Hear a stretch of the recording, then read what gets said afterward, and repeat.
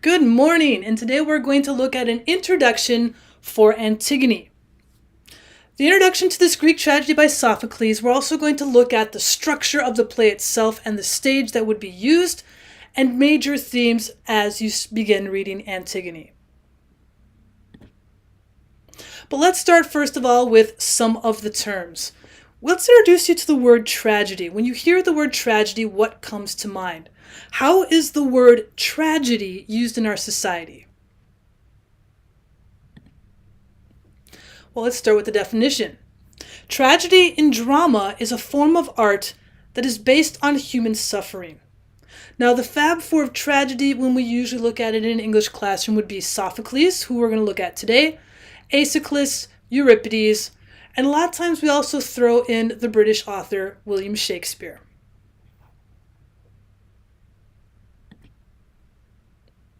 Now, when we look at tragedy, what makes tragedy a tragedy? One of our great critiques from the 1900s would be from author Edith Hamilton. She wrote, "Death is not tragic in itself, not the death of the beautiful and the young, the lovely and beloved. Death felt and suffered as Macbeth feels and suffers, that's tragic. The conflicting claims of the law of God and the law of man are not what make the tragedy of Antigone. It is Antigone herself, so great and so tortured." Now, what exactly befalls in a tragedy? Well, we have what's known as the cycle of tragedy. First, you start off with the idea of pity, where there's this sense of innocent characters being punished. The next part of the cycle would be the awe or the shock at the descent of your characters into this punishment. Next would be the sense of reconciliation, the acceptance of your fate, the acceptance that something tragic has happened. And then lastly would be exaltation, where there's a high ending, some sort of moral of the story, some sort of learning process. There should be some light at the end of the tunnel.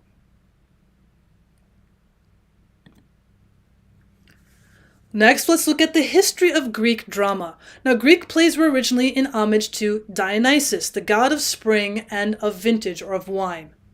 Originally, when we first look at Greek dramas, they're group recitations, and groups of about 50 people would sing and a leader would recite. Now, usually they would focus more on reciting than the singing itself.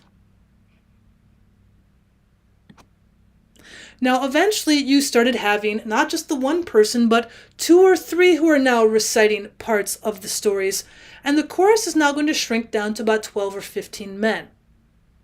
Now, only 3 characters at a time were allowed on the stage, and in the orchestra the chorus would then stand, and the chorus set the atmosphere and would respond to the different scenes in between the recitations.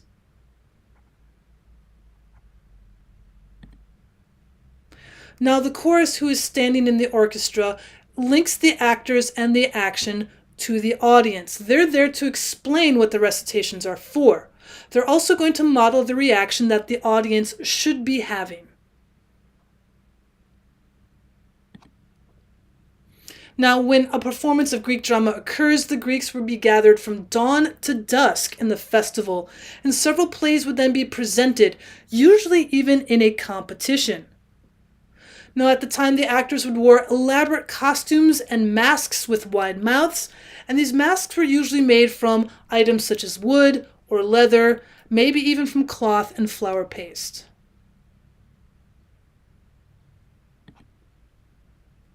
Now, a lot of times, these are big areas that the dramas would be presented to. You'd usually see them done in semicircle theaters, where you could have up to 18,000 seats for your audience. Now, because of this semicircle theater where you'd have this stage setting like a bleacher type setting that you see in arenas or even in theaters today, there is very good acoustics. However, at the same time, if you're using up to 18,000 seats, your actors would have gestures that had to be wide and broad to be seen. And usually if there was violence that had to occur for the tragedy, that would happen off stage. You didn't want to see your actors actually comporting violence. So if we take a look at perhaps what a Greek theater might have looked like back in the day, here's an example of the ruins of a Greek theater that we have today. And a lot of times when we talk about masks, a lot of times you had very wide open mouths. So here perhaps is some examples of the masks that would have been worn at those Greek dramas.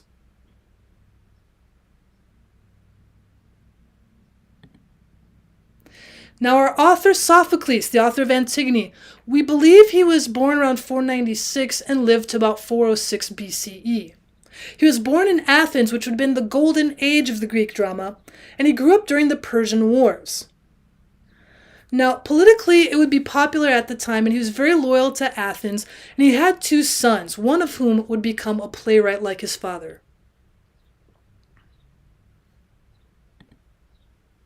Now, Sophocles in his time would write approximately 123 plays, and remember they were in competition every year, so he won 24 festivals and placed second in all of the others. Now, unfortunately, because this was so long ago, we only have about 7 of his plays today. We have Antigone, but we also have Ajax, The Woman of Trachis, Oedipus the King, Electra, Philoctetes, and Oedipus at Colonus.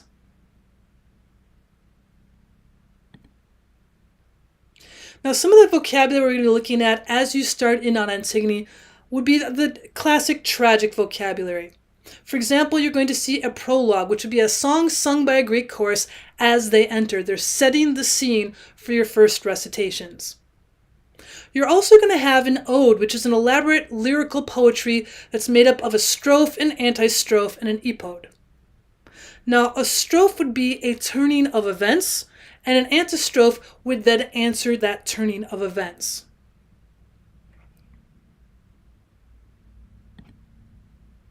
Now, an epode would conclude your ode.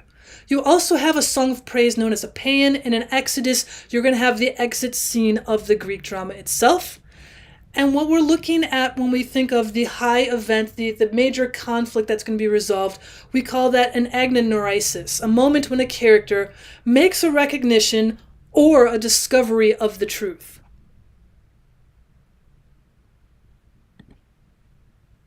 Other tragic vocabulary you might be using, as you learn from Antigone, might be the word catharsis.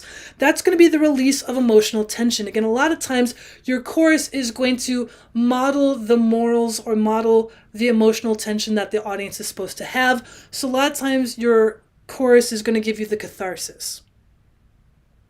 You also need a sudden solution. We usually call that a deus ex machina, which is basically literally a god from a machine. Deus ex machina is the sudden solution to an absolutely impossible situation. Other events that you might have other than that sudden solution, other events in that tragedy might be known as a peripeteia. Now, a peripeteia is a sudden change in a fortune or a circumstance happening to your character.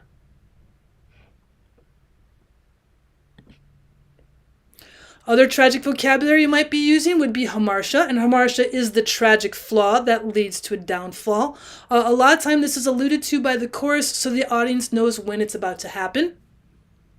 And a lot of times your characters might express what's known as hubris, and that would be excessive pride, and that's also going to lead to their downfall.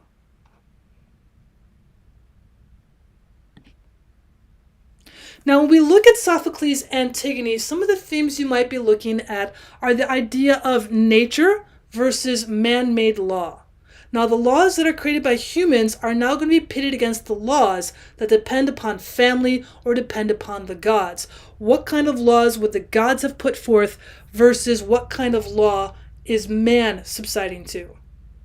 You might also see the theme of civil disobedience, the breaking of the law for a principle. It's usually going to happen in a non-violent way. Again, your Greeks are not going to want to have violence on the stage. Other themes you might be looking for with Antigone specifically would be the idea of family loyalty.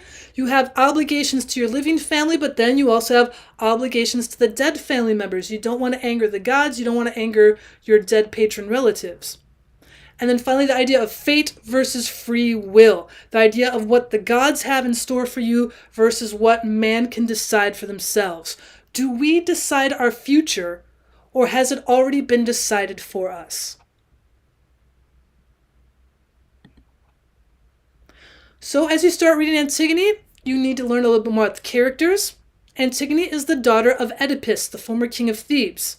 Now Oedipus has lived a cursed life, having killed his father and marrying his mother Iacaste unknowingly. He didn't know at the time he was marrying his own mother. Now Oedipus and Iacaste's children are Antigone and Ismen, who are sisters, and Eteocles and Polynices are the brothers. And Eteocles and Polynices are prophesied to kill each other in a battle for the throne of Thebes. So when we start looking at the story of Antigone and where Antigone begins, Antigone has arrived in Thebes and her brothers are now dead. Eteocles has been given a proper military funeral. They thought that he should be the ruler of Thebes, so he's given a proper funeral. And Creon, the king of Thebes now, and Antigone's uncle, declares Polynices a traitor. So therefore, no funeral can be held for him.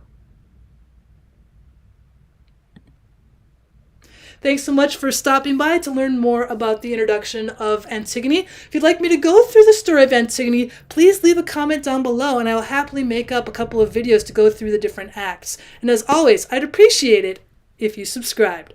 Thanks so much for stopping by.